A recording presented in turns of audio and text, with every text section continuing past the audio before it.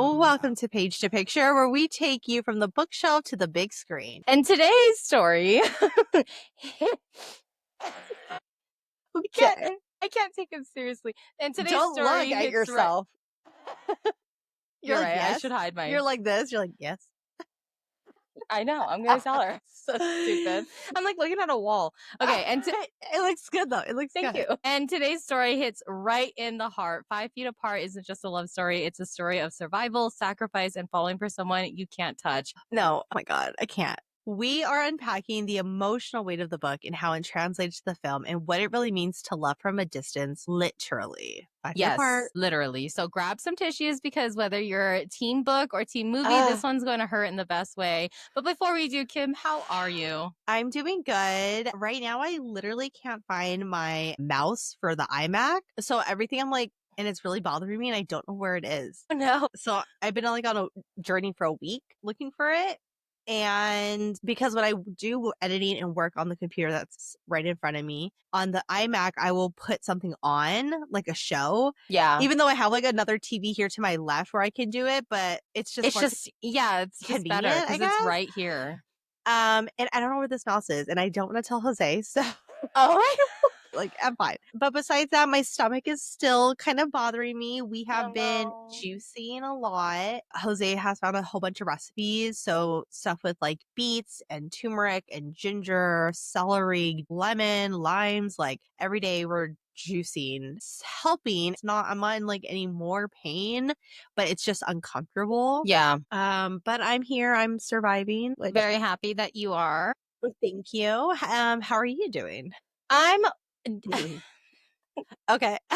I'm Delulu, okay, because I Okay. haven't had, I think every night since the last time we recorded, I've probably had like a good 2-3 hours of sleep every night. Yeah. And I'm not sleeping. And like I'll try to sleep during the day, but I can't. So I'm borderline Delulu. Actually, I think I'm in the field of Delulu, as you can see. Yeah, definitely. But I read. Wait, I have to get my kid. No, I can pull it up here.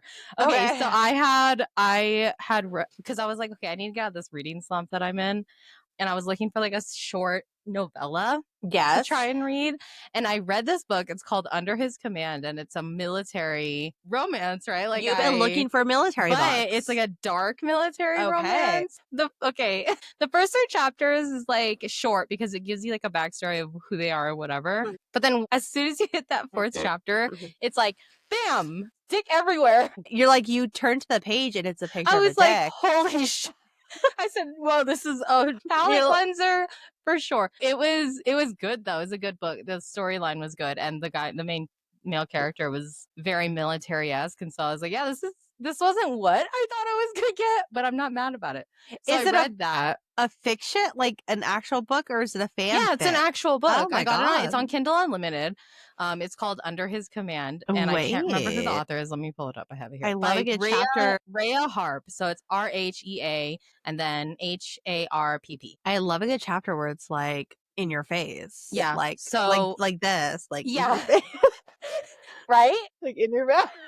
He's like me and Henry now. Yeah. So I read that and I finished it in one day, and I was like, okay. So then I was like, okay, cool. I'm not like in a reading slump. I know what I want to read. So I started reading God of Wrath, and I'm about 50, almost 60% of the way through.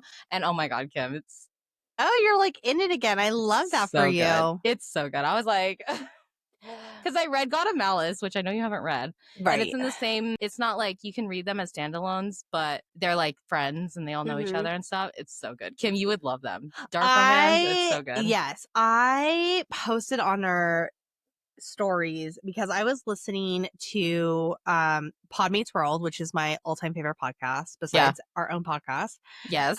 And they started doing a segment, it's like a book club segment where they each read a book and they spend the time talking about it. Mm-hmm.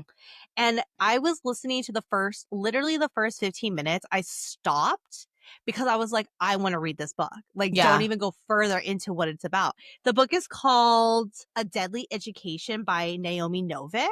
Okay. And it's essentially, because I listened to the first 15 minutes where they talked about it, it's as if Harry Potter, where it's magical, they're students, but in the school, everybody you're trying to survive. You're not, you're like everything and anything in the school can kill you. And the point is to survive at the end of the 4 years or whatever. And I guess like every year you go into like different sections of the school, but there's like things that will kill you. And as a class, you have to learn off each other, off your magic, and learn spells. And like you can't really go against each other because you need each other.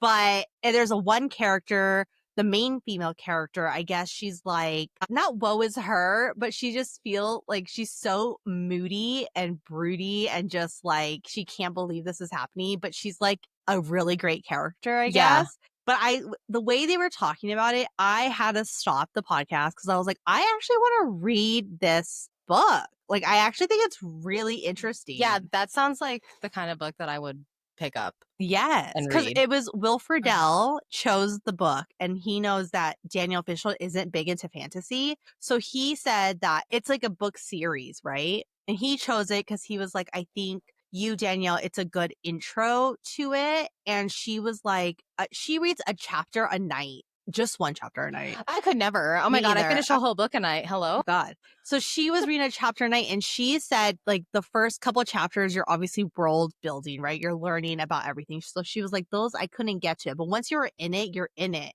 And she's like, tell me why when I finished it, she's like, I bought the second book and I'm reading the second book. And Oh she my does God, not I like love that. and I was like, I have to read it. And then Will's read it, I guess, like 100 times. He loves this book so much. I was like, I need to read this book. So it's called A Deadly Education by Naomi Novik. And Oh my I God. really think we should read it. That's like a fun book. Yeah. I think we would enjoy it. We should like tandem read. Oh, to announce and let people know why I have lovely Henry with me. It's because my room is dirty. It is not just because of that, but also because I feel called like depression. if you listen to every one of our episodes, especially most recently, Henry Cavill seems to get brought up multiple times. God. Not even by me. Yeah. I just want that to be known, okay? It's by the other person, and Tiff like perks up like, excuse me? I love Henry Cavill. We're not going to go into this. Yeah, We're because not we going can to go go into on for this. like, Watch any of our past like 3 episodes and you'll know. yeah, Not going to for get into sure. it. And our next episode after this one. Yeah.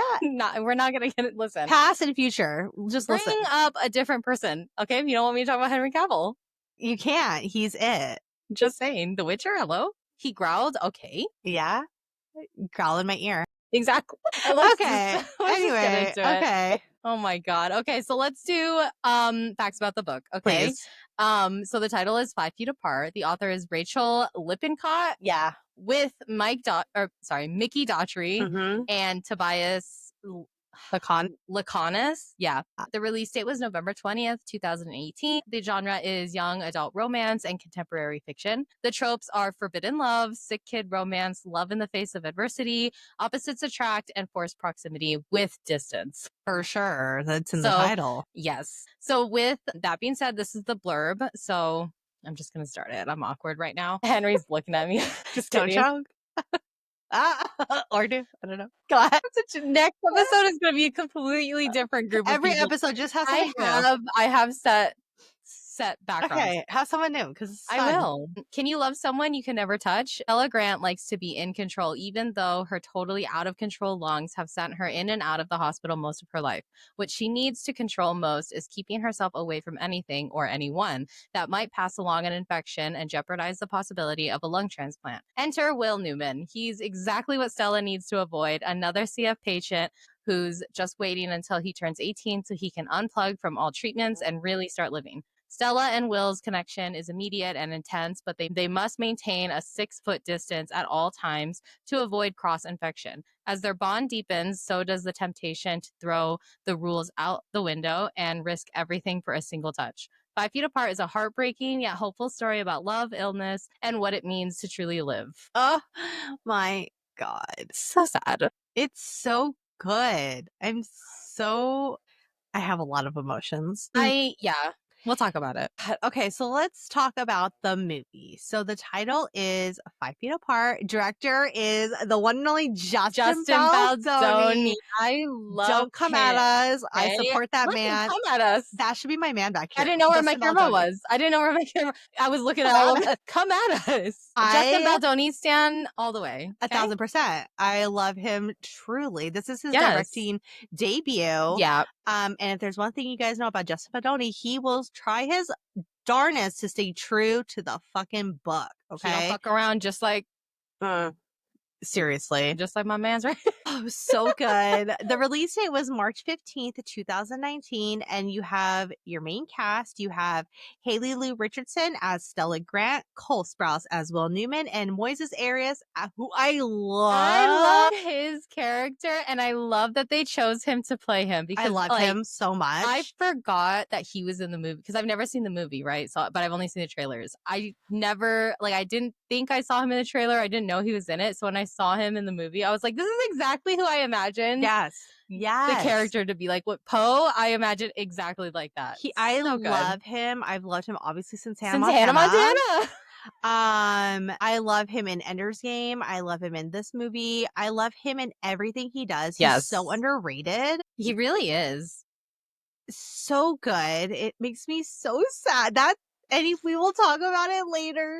Yeah, we're not going to talk about it. Before we actually get into all our segments, what is your history with the book and the movie? I have none. No history. Beautiful. I remember it when it came out, and I remember being like, oh, I should read this, But around the time it came out, I was kind of out of my, because I used to read a lot in high school, 2011, 2012, 2013. This book came out in 2018, and I was like, I'm not gonna. That's not your vibe. Yeah, I already had Vanessa. I already had Leah. I was like, don't have time to read.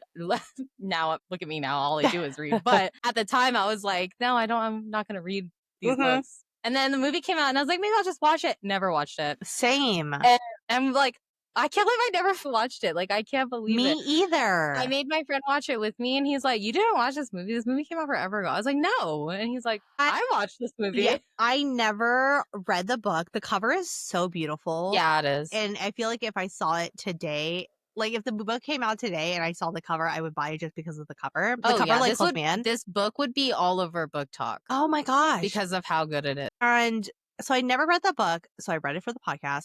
I never watched the movie, which I was surprised as somebody who loves Justin Baldoni. I love Andy Grammer. His song, are you kidding me? Yeah. MR8, I didn't even know their song was in here. That scene. Anyway, as soon as we'll talk about me. I was screaming. I fucking love this song. Screaming. I was like, I love it. I was like, I can't. I was screaming. The playlist is amazing. So Justin good. Baldoni did so good. The actors did so good. I was shocked that it took me this long to watch it. I cried so hard. I watched it right before we did this podcast, and I had to That's why you're all decompose. sniffly. Yeah, I had to compose myself because it made me cry so hard. It cried so hard. Listen, okay, so as you guys know, if you've been listening, I haven't been able to cry for the last month and a half. Okay, I shed one. Is it with Poe? No, it was the end. The ending. Oh, I shed one tear, and I was like, oh, this is it. I'm gonna cry. I'm gonna literally cry. And then my friend ruined it. And he goes, are you crying? And I was like, no. I was like, Dimmler, shut up. Oh no. And he ruined it. I was like, I can never watch a movie with you ever again. I want to rewatch it, and I want to watch it with Jose because I know if he lost it in Fault in Our Stars, he would cry probably harder with Poe than with Will. He loves Moises Arias so much. He's hardcore and working right now for this week, so he doesn't have time. He's gone at 9 a.m. He doesn't come back till 11 p.m. And I'm waiting. I'm like, you have to watch this with me. Oh my god, I'll cry all over again, even though I already know what's gonna happen. Literally, it's just so sad. It is sad. Okay. Let us decompress. Yes. And let us go into one of our favorite segments, the Hathaway Connection. I've missed you, Anne. And where have you been? Hashtag Hathaway Connection, adding Anne Hathaway, and throwing in Stanley Tucci. Yes, in there. Please. Have you seen Stanley Tucci's? Yes. Okay. I don't want to sidetrack, but that's all I needed to hear. Okay. I love him. We need to start clipping these Hathaway connections, our little banter that we have with her. And we need to just start adding her because she needs to know that we love her. Yeah. This is our segment called The Hathaway Connection. We are obviously not even a tad anymore. We are heavily obsessed with Anne Hathaway. Embracing it. We noticed back in season 1 of our podcast how a lot of actors can connect to Anne Hathaway, similar to 6 Degrees of Kevin Bacon. So, Tiff, with that being said, actually, I only listed 3 actors, so there is no. But because the other ones just don't. Just mix it up a bit. Yeah. pick an actor and I'll read it to you. Okay, let's start with Cole. Okay, so Cole was on an episode of That's So Raven with Raven Simone, who was in Princess Diaries 2 with Anne Hathaway. That is so clever. That's the only way I could do it. That I is a tried good one. Riverdale, You but that could was have done- hard. You could have done when he was in Big Daddy. Any one of And? those members would have been in a movie Have with they Anne Hathaway, right? No. Yeah. Because Adam Sandler has been in movies with everyone. Okay, not Anne Hathaway. Yeah, but I'm That's saying a like long you could have connection. That's a done. long Okay, connection. whatever. You just don't want to do the work. I want to go the quickest way to Side Anne note. Hathaway. Wait, side note. Speaking of Adam Sandler, so me and my mom and Kim were talking, right? And my mom goes, because she's coming to visit. If you guys don't know, our mom lives out of the country. So she's coming to visit next month. And she's like, oh, look, I got you guys these clothes and whatever. And they're all like dress pants and like dress clothes, like, you know, really nice fancy stuff. And my mom goes like, oh, Tiffany, I got you these dress pants. I said, well, that's more like Kim's style. And she goes, okay, well, what's your style? And I said, think Adam Sandler, period. And she goes, what? She's like, Adam Sandler, and you're like, I said, nothing. I said, I dress more like a boy. It's just like, it was the funniest thing ever. Anyways, I just thought I'd mention. No, side note. I was Side note. showing Jose the hat. I was telling him about the hat that she put on. It's a hat that has no bill, okay? Yeah, it doesn't have. And I was like laughing so hard, and Jose knew exactly what I was talking about. He's like, is it this? I was like, it's exactly that. He's that like, is it. It's like trending. I was like, what? It's so ugly, but And I love it. Him, the white one was ugly. The orange yellow one was cute. That one's cute. Yeah. But I told Jose, and I was like, anyway, it's for my uncle because he's bald. Yeah. Like, that's why they have it. My mom was pulling out clothes to show for like my cousins, like my boy cousins, and she pulls out these shorts that are like baggy Billie Eilish kind of vibe shorts. They're cargo shorts, and I said I like those, and she goes, okay, well, I'll get you some. I said okay, and then she pulled out a shirt for Jose, and I said, oh, I like that too, and she goes, okay.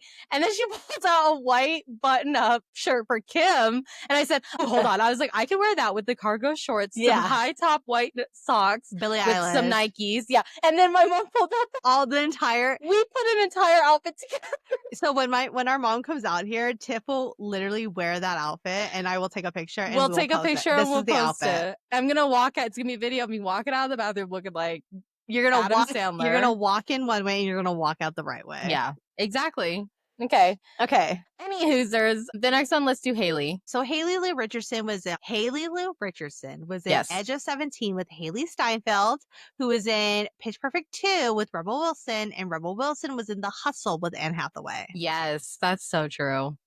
That's a long one. Yeah. And then Moises? Yes, we're going to leave our favorite for last. Okay, Moises was in Pitch Perfect 3 with Rebel Wilson. And Rebel Wilson was in The Hustle. Anne Hathaway. I love that. That was pretty much it. Those are our cast. Yeah, that's the main cast, to be honest. And that, my friends, is what we call the Hathaway connection. Yep. So let's dive into this book and this movie. Mm-hmm. Okay, Tiff, how did you feel the author handled the portrayal of cystic fibrosis and chronic illness? Okay, I think the author did really well because they didn't just kind of like say like, this is what cystic fibrosis is and then just like never mention it again.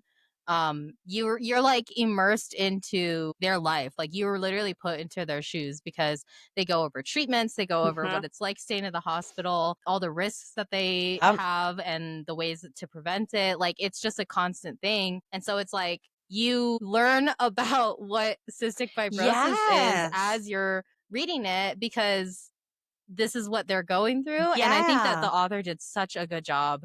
Like they did so well. Yes, like, I just think they did perfect. I completely agree. I put in my notes that it felt authentic and informative without being like a medical book. Yeah.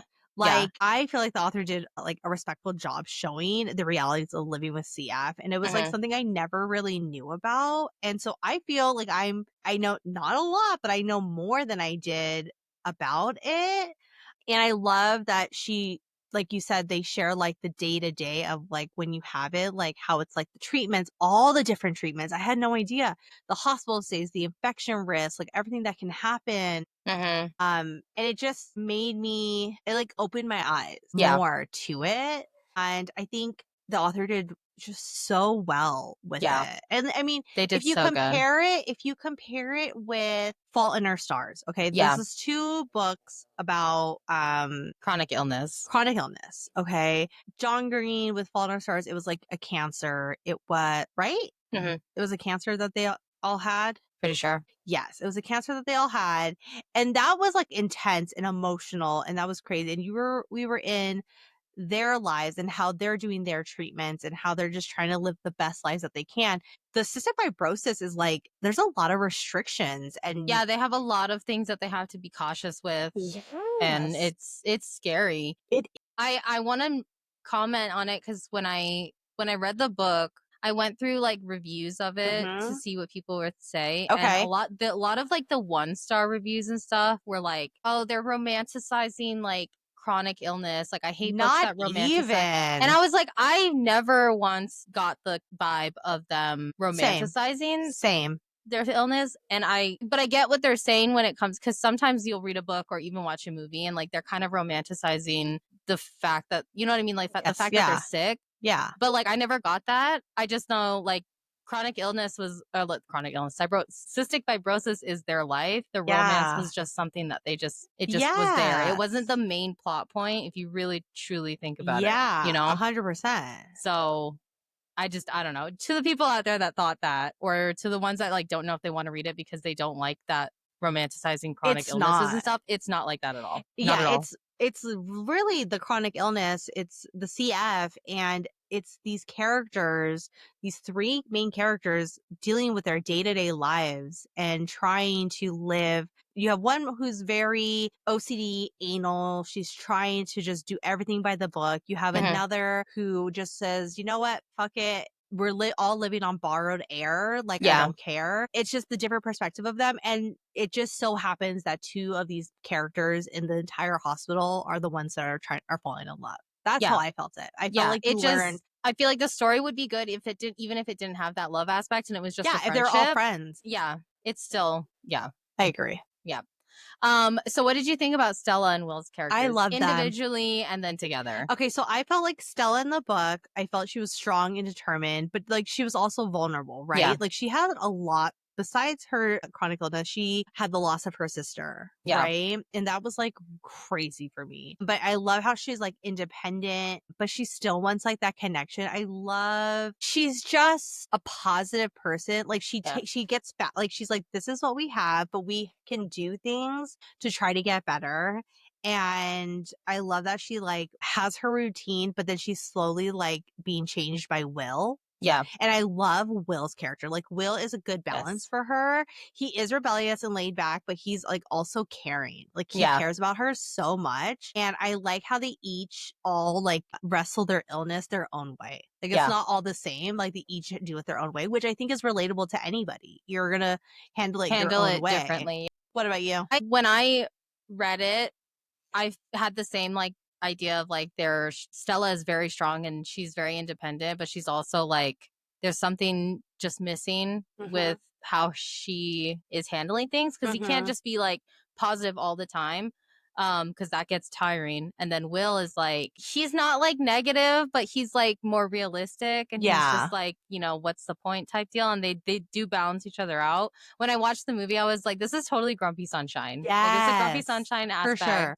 She's bold, she sees the bright side and everything, and then he's like just so nonchalant. He's just like, whatever, I don't care. But I love their aspect together. And I want to piggyback off what you said about them handling things differently, because Stella has her way, Will has his way, and then Poe is also has his way of doing it too. Yes. Because he's like he runs through relationship after relationship, and he breaks up with them because he's like, how could they love me when I'm sick? And I'm, you know what I mean? And finally he was like, I feel like after that like 3rd act breakup kind of deal, they were like, Poe is pretty much like, well, you know, they're right, Will's right and you're right, and I'm gonna embrace the love I have for this person. And I know it's so sad, but he finally was like, okay, I'm gonna we're gonna meet my mom, you know. It's like, it's cute, but also at the same time it's like, ugh. So I think all 3 of them kind of balance each other out, because I think one without the other, correct, like the 3 of them, it's like it won't work.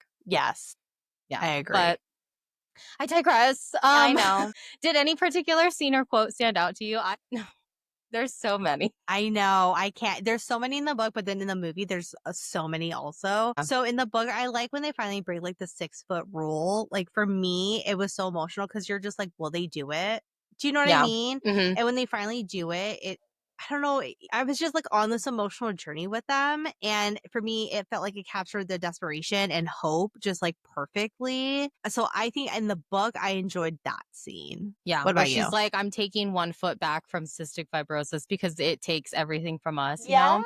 That whole that's when the song came on, the M83 song. Yes. And I was like, oh my God, I can't. And oh my God, wait, but I know we're talking about the book right now, but the movie scene, that scene in the movie when it's panning around the laptop, you can literally see Cole's lips quiver. Yes. Because of he's crying. I was like, yeah, I can't. This is so. Say what you will about that man, but Yeah, my God, I love him so can't. much. Same. When he tells her, or like when Will says, I want to be with her more than I've ever wanted anything, but I want her to live more than I want to be with her, is like, It breaks my my heart. God, it literally, because I want to root for them and I'm like, I want them to be, but like, why do you gotta do this to me? Come on. I know. Forbidden love that's my favorite trope, and you're gonna give it to me? I don't Especially like when it. it's like, it's literally forbidden. Like you're Forbidden, yeah. not allowed. Yeah, They so they cannot. can't because, and he has something different, I think. His bacteria is Yes, because more she aggressive. brings it up. Yeah. Yeah, She makes a correct. YouTube video about it. That's the whole 6 feet. I'm going to take 1 foot back. So love. I Yeah. love it. His sickness is more aggressive than hers. And so his bacteria, if she gets it, it could literally like kill her on the spot type deal. Yes. It's just a whole thing. I know. How did the book approach the theme of control versus letting go? Okay, so the themes were strong. Okay, Yes. that theme, the control versus letting go, is like the perfect balance. It's literally who they are. Stella tries to control everything around her, her treatment, her life, and then also Will's treatment, Poe's life. Like she needs to have this control. And when Will kind of enters the picture, she learns how to kind of let things go little by little, accepting things she can't change, especially when it comes to her sister. I know. She was holding on. She was holding strong. Holding on to that for a really long time. And I think Will helped her kind of let that go. Yeah. After he like kind of helped her let go of like the controlling of the medication, the treatments, how he does it, you know what I mean? So Will literally is the letting go part and Stella literally is the controlling part. And it's like two magnets just head on, you know? Yes. I completely agree. So 100% agree with you. So Everything you good. said, I agree. Perfect. Let us dive into the movie because the movie I cried. I literally love how our notes are literally 2 words because I know we have a lot to say. Couldn't even write out what I want to say. I cried so hard in this movie. You're gonna cry right now. I cried more than I did in what is it, The Fault in Our Stars? Yeah.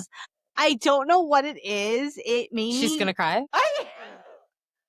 Okay, to those that aren't watching, she's gonna cry. So the question is, what was your first impression of the movie's adaptation?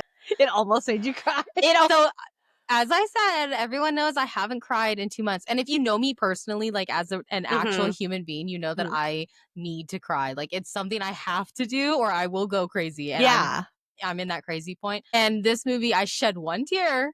And then my friend ruined it. Yeah, at the end. And then I almost cried when Poe died. But then Vanessa came into the room and asked me a question about Play-Doh and I lost it. It's so sad. I can't. And when she was saying like, I'm sorry, like when the door swung open and Stella saw him on the ground and the nurse was like, I'm sorry, baby. I'm sorry. I was like, I can't believe you did not cry. Okay, I clocked myself. I cried a total of 5 times in this film. It's not that I didn't like want to cry. It's just because every time I was about to, everyone just felt the need to fucking say some shit. I literally cried 5 times, and that includes the very end when it says directed by Justin Baldoni. And then I saw directed by Justin Baldoni, and I said, "That's my guy right there." It said directed by Justin Baldoni, and then freaking Andy Grammer starts playing, and I just like lose it. You just cried to the entire song.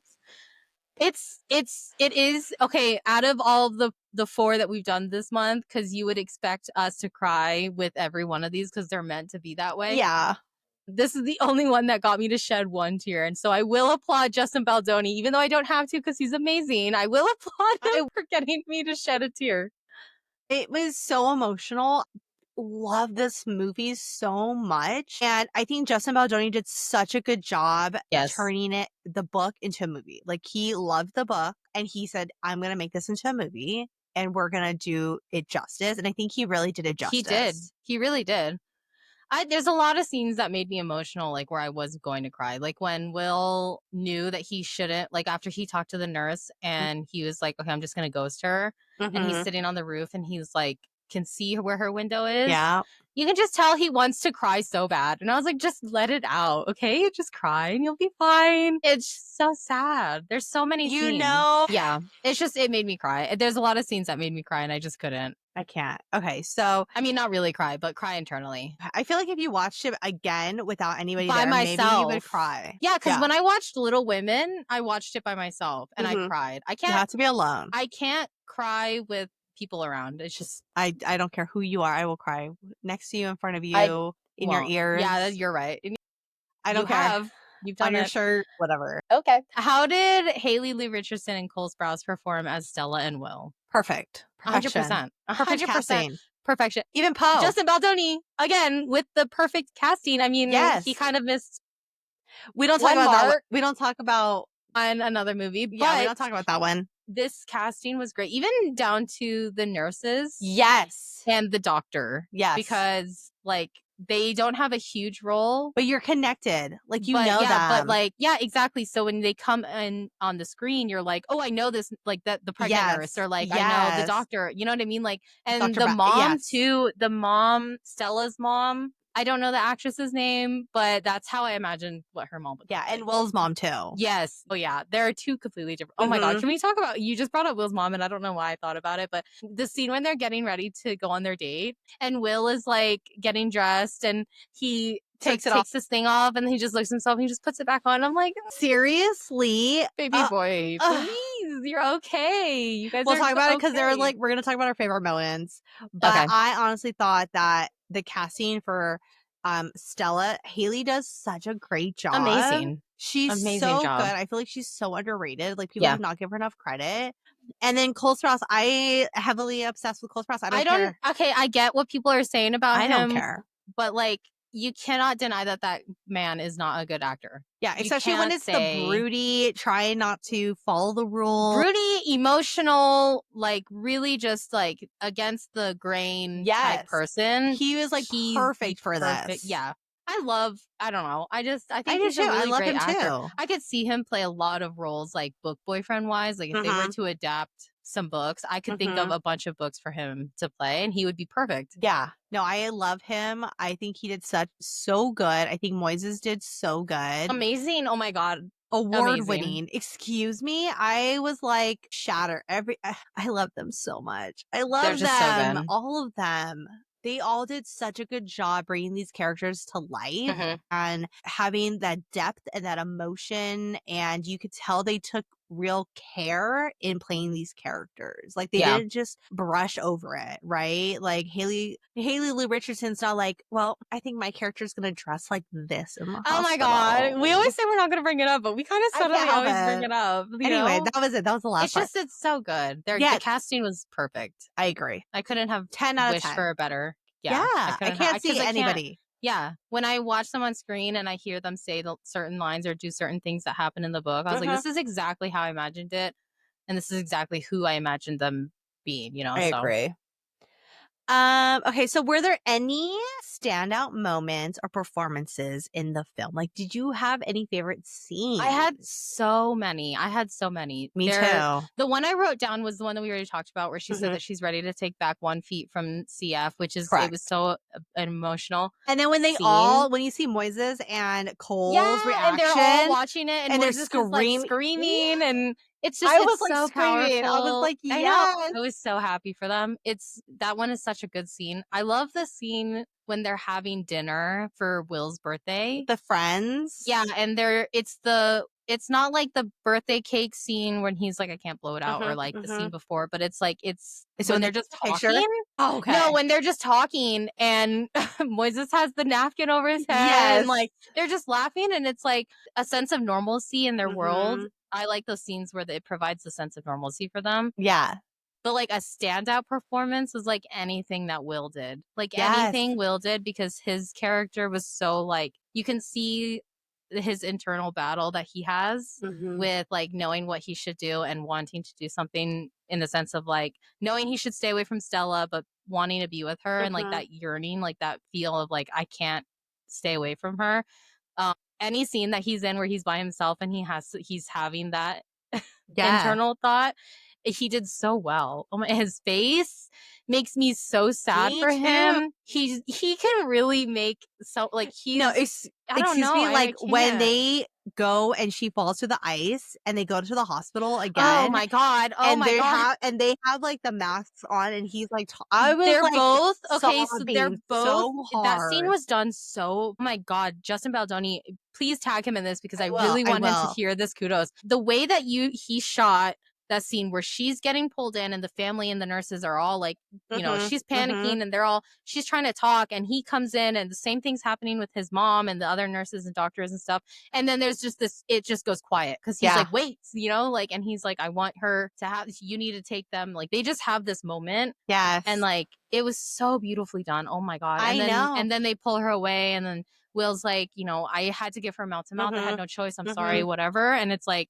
that scene was just so good. It gave me chills. I have chills thinking about it. The way that it was shot, the sound, the way that it just went quiet when they were talking, the way the parents looked, it's just so good. Everything all at once. It was So so good. good. That scene, I enjoyed their date. Oh Them my getting god, ready. I yes. love I love when she's like, "Why did I pack anything good to wear?" And he's like, "'Cause you didn't know you were gonna like do any like go on fancy dates, Moises." Yeah. And then she pulls the nightgown dress and she's like, "Is this see-through?" And he's like, Bitch, you're don't. such a Yeah. hoe." Like, I I love love so hard. I love it. But I love that, like, date, and then, like, when she's there in the lobby and he shows up and they're just having their moment together, and then they're at the pool, and I was just and then she starts, like, taking off her thing with the Oh, it was, and he drew it. Oh my god, that scene too, ending. watching the drawings of their moments together and with I Poe's lost it. character. Lost it. It's just When so Poe was drawing, I completely lost it. Like, I yeah. was crying right there with Haley, like, I lost it. Yeah. And then when he, like, turns the lights on, it, like, I I Oh my god. And then he's like, I need you to close your eyes and walk away because if you don't, I can't. And I oh literally my was like, I'm God. getting emotional now. I It's so know. it was so like, wow, I'm gonna start crying. I can't do it right now because if I start crying, I won't stop because it's been a while. But So good. it was so good. Just the whole thing was so good. And Poe's scene, when Poe dies, you know it's coming because if you Yeah. read the book. However, watching it in front of me, and because I love Moises so much, and the nurses, their reaction to him dying and trying to save him, and then when he passes and nurse's Beth or whatever is just like sobbing on Yeah. him, and you see him there and you see that background of Haley standing there and she is like cry like The whole scene is I've just never seen a death like that emotional. Like that wrecked me Yeah. so much. But I do want to take a moment to talk about the difference at the ending, Yeah. the book and the movie. Yes. What did you prefer? Okay. I like the movie one because it's not so I don't The know. ending bow It's tie? yeah, yeah. I like the movie one better. I don't know if maybe it's because of the music that's So, involved. okay, so for those who did not read the book, at the end of the book, Haley gets the lung transplant, right? Yeah. And Will knows he only has like a year to live. I think that's what they tell him. And he was like, well, I'm going to spend my time traveling. I'm going to go to Rio. I'm going to travel. And he's at the airport and he sees Stella at the airport too. And she's doing better. And it ends there with them. And so you almost have this like, oh my God, they're gonna like be together. And then why don't you explain the ending of the movie for those who don't? The movie one is different. So God, No, I keep Stella has the lung transplant, Mhm. and it's a very frantic it's a very frantic moment because they were at the ice and she fell into the water. He did mouth to mouth to her and they got rushed to the hospital. And that's when the lungs were there already waiting for her. So then they brought her into to get the lung transplant. She comes out, and during the time where she's like in surgery and stuff, Will's character, his treatment is not working and he doesn't have long to live. I think it's only a month is what they told him. Yeah. And that's pretty much like how long it takes for Haley to recover. So he knows like I won't have any time with her at all. So he does this whole elaborate thing of like, because she's always wanted to see these lights and he wanted to see her see these lights. So he makes the lights for her in the hospital. He records a video for her. And then he calls her and they're like between the glass. And it's so sad. He's like, I can't stay. I know. And I'm getting I emotional know. again. And he puts his hand on the glass and he's like, I love you and blah, blah, blah. And she can't talk because she's got like a tube in her mouth. And so she's just crying. And he's like, you have to close your eyes because I can't. It makes me so sad because he doesn't get to hear her. I know. Calm down. There it is. The tears. It's so stupid, but like it's not. It's so it's good. so good. Like I hate to say it, but I love an ending to a movie where it's not happy It's so ending, emotional. but it's like it's so good.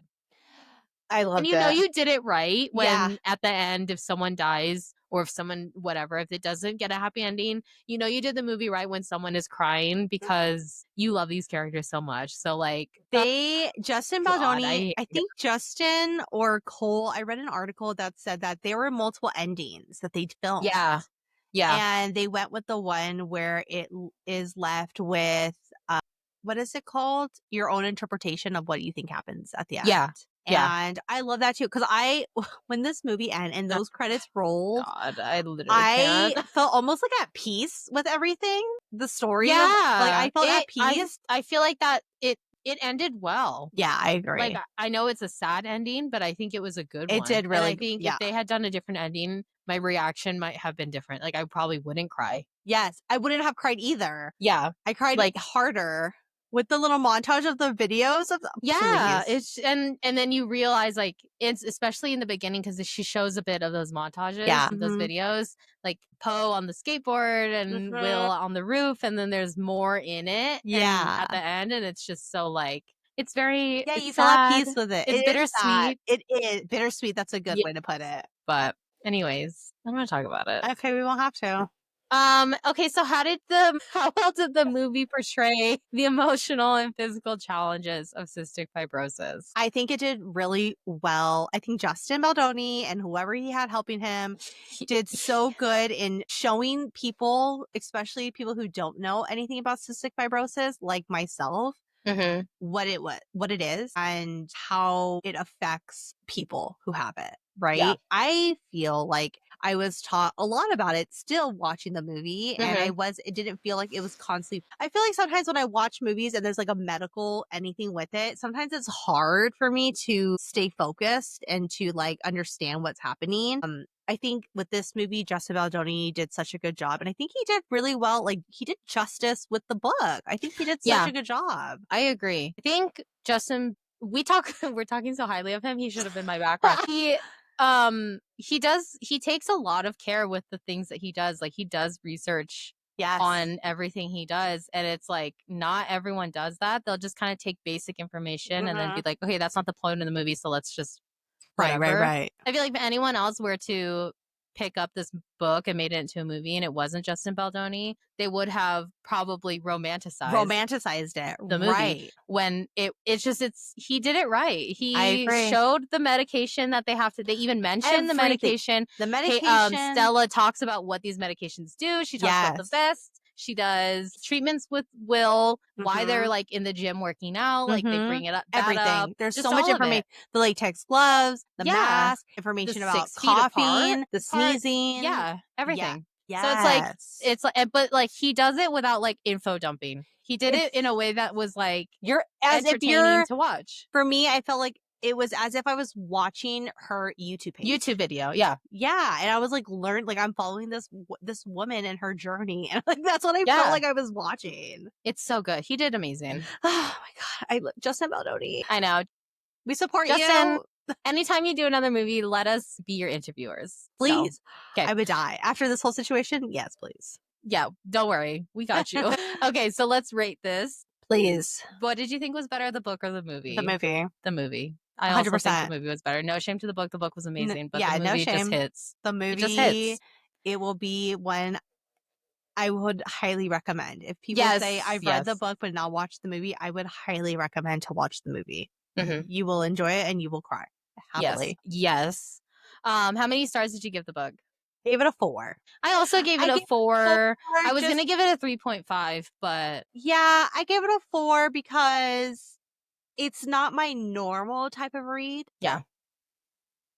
As you know from what we've talked about in the beginning of this episode. Yeah, it's not my normal type of read. Yeah. So it's not something I think I would have picked up if I didn't do this podcast. But I did enjoy it. I had nothing against it. I think the author did a really great job writing. I felt like the book had a lot of information. Like we said, you were fed a lot of information, but it wasn't like you were reading a medical textbook, like studying to pass your exams. It was informative. You had a connection with the characters. I felt like I had a connection. It was definitely better than Paper Towns. 1,000%. No shame to John Green. Once again, I love you, man. But no shame, but yeah, I give it a 4 out of 5. Yeah, and that's what I gave it on my Goodreads. So I really need to start updating my Goodreads. You know, I go onto there and I look at the book and I forget to actually do my review because then I'm like, okay, I've read other people's reviews. Let me go do something else. You're like, go to my podcast for my review. Literally, yeah. So I gave it a 4. I was gonna give it a 3, but then I thought about it and I was like, well, no, I need to give the kudos to the author for putting in the amount of information on what cystic fibrosis was. Yes. And like she puts a lot of detail into it, which helps you understand the characters better. And she wrote 3 amazing characters that I did love. So I gave her an extra star for that because that without her, this movie would not have been. It's true. So I gotta give her credit. What do you rate the movie out of 5? You're gonna hate me, but I gave it a 4.5. I don't hate you. That's your opinion. The only reason I did that, I was gonna give it a 5 out of 5, but I gave it a 4.5 because I was like thinking this isn't a movie that I would rewatch again. And it's also like I see them as not like kids. It's not, you know what I mean? Like, no, I don't know. I can't. YA. It is a YA, and I love reading YA, but I don't like to watch YA movies. I give it a 5 out of 5 because 1, I love Justin Baldoni. 2, I love Haley. I love Cole. I love Moises. So that alone, but also like I am literally willing and waiting for Jose to be done working so we can sit down and watch it together. I want to watch it with him. Like I want to know his reaction. I want him to cry. I want him to have emotions. I want him to cry. I want him to hurt. I want him to feel pain like me. To be excited when I heard the song by M83. Or what is it? M83? M83. I want him. Isn't that what it is? You're making me second guess myself. I think earlier I said MW8 and I think I said MW3. Yeah, you're just saying all But you know who I was talking about. Yeah. Because their music, I want to say, I just really want to say this because I feel so deeply about it. M83, their music is so underrated. Yeah. And I feel like people don't, like, they know the song, but they don't know the band, and it kills me because you need to know these people because they're literal geniuses. Their music makes me feel like no, it makes Jose so many emotional. Yeah, it makes me so emotional because you can put, when I wrote the ending to Beneath the Willow Shadow, I was listening to like at least 3 or 4 of their songs because that's the emotion. So if you read it and you get to the last, like, let's say last when they're 5 at the tree, chapters, when they're at the willow tree, and they're like, no, it's so the first graveyard, the part. I don't want to say what it is. I'm like throwing it all out there. The scene where it happens, you know, where it happens. There's one song by them that I listened to. I can't remember the name of it. And the Willow Tree. And then when she talks to the mom. Yes. All 3 of those scenes are amazing songs. So it's just, you have to listen to their music and it's just so good. Oh God. I want him to watch it. I know he will love it. I know he will cry. He loves Moises just as much as I do. And I know he loves a good soundtrack. This movie had such an amazing soundtrack. Such a good soundtrack. And just all that. Like I don't think I will willingly put this on like, oh, it's Tuesday night, what should we watch? Like, Yeah. no, I will put it on though if I want to cry. If Yeah. I'm sitting with somebody and they say, oh, I've never seen it, let's watch it. Like, let's watch it right now. So I Yeah. give it a 5 out of 5. I loved it. It's so good. Okay, this is my favorite part because I've been waiting. Yeah, let's do to it, tell baby. you. I told you so. Let's rank our April book and movies. So just to recap, for our book ratings, I have The Fault in Our Stars as number 1, Perks of Being a Wallflower as number 2, and I had Paper Town as number 4, which leaves 5 Feet Apart. 5 Feet Apart at number 3, which I'm not mad about. I'll accept it. And do you want to go through your book ratings, what you have going on? From the bottom let's start up? from the bottom up. So the bottom one, obviously, I have Paper Towns because I didn't care for it. Naturally. And then the next one above that I have is Fault in Our Stars. And then the second one I have Perks of Being a Wallflower. And so obviously this leaves 5 Feet Apart, which if you really truly think about it, I did rate this higher than I rated every other one. Your other books. Yeah. Fault in Our Star, no, 5 Feet Apart and Perks of Being a Wallflower. They could be alternated, I think, depending on my mood of what type of movie I want to watch, or like what type of book I want to read. And but yeah. I love it. Now let's go to our movie ratings. I hate you so much. So for my movie ratings, starting at number 4 was Paper Towns, because if you listen to that episode, which I believe was our shortest episode, literally. Number 3 was Perks of Being a Wallflower. Number 2 was Fault in Our Stars, and number 1, baby, that made me cry 5 feet apart. 5 feet 5 apart. times 5 feet apart. I cried every foot. 1 tear for each foot. That's what it was. 5 feet apart for me. This movie is rated number 1, 5 out of 5 stars. I don't think I gave any other of the movies 5 out of 5. Yeah, you didn't. For me, my bottom one was Paper Towns, obviously. I think I gave it a 1 and I wanted to give it a 0. Yeah. My next one is Fault in Our Stars. I think I gave that one like a 3 rating. And then the second one is Perks of Being a Wallflower, which I think I gave that a 4. And then this one, obviously, number 1, 4.5. Oh my gosh. And this was the only one that made me shed at least one tear, and then a couple of tears after talking about it. You're like, I shed a tear for that final foot. Yeah. 1 tear for the final foot. Yeah, I did. I know. You really did. About I cried every foot, and when I made it to that final foot, you were there with me. The and you're 6th like, foot. I got you. Yeah. I got you with the 6th foot. Yeah. Oh my gosh. Okay, so before we close out, we are jumping into our art corner where things are about to get exciting. Yes, that's right. In this segment, we shine a spotlight on an author and their upcoming or recently released book. And this week, we are doubling the fun with not 1, but 2 incredible indie authors you will not want to miss. Yes, each of us had an arc to share, and trust me, you'll want to hear all about them. First up this Wednesday, we sat down with Jade Lamb and talked about her book, Annie Dean, Order and Blood. Yes. So exciting. And don't forget about Friday, we talked and laughed with author Sydney Scott and her newest book, Planning on Happily Ever After. And we also talk about how much we love Henry Cavill. It just seems to work out that way. It works out. Weird. Honestly. You have to listen to that episode as well. You have to find out why we're talking about Henry Cavill, because I go on a 30-minute tangent. We don't talk about it. Yeah. So trust us, this one art corner, 2 art corners actually, are ones that you do not want to miss. So make sure you check out and wait for those ones. I'm excited. Me too. With that being said, that wraps up our episode about 5 Feet Apart, the movie and the book that made us cry and made us love Justin Baldoni all over again. Oh my God, I love him. So good. If you enjoyed today's episode, make sure to subscribe, rate, and leave us a review wherever you listen to our podcast. Also, follow us on Instagram and TikTok at Official Page to Picture to keep up with everything book-related, movie adaptations, Henry Cavill, and more. And on our Instagram, you will find our link tree, which includes all our podcasts, guest signups, and our new merch that we just launched. Possibly a Henry Cavill t-shirt just like 100%. that, maybe? Something? Me and Henry together. Okay, insert here. You can insert a mirror. I'm just going to put him. Yeah, I'm going to use that outline of the body, you know, the ones that people put for their passport picture. It says photo here. Yeah, that's the one. Perfect. Yeah. Next week, I'm super excited. It's officially June, and we are diving in to the realm of fantasy, which I'm super excited about because I feel like we don't touch too much on fantasy. Here we are. And I'm ready for it. Here, baby. We are starting with Narnia, The Lion, the Witch, and the Wardrobe with a special guest. And I'm super excited because I love Mr. Tumnus, and I'm going to have him as my background.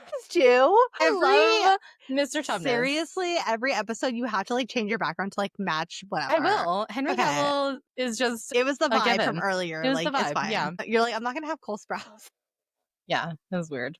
There was one photo where it was Stella and Will right here, and I didn't want to be in the middle of them, so I was like, I just pushed Stella out. This is not right. This isn't right.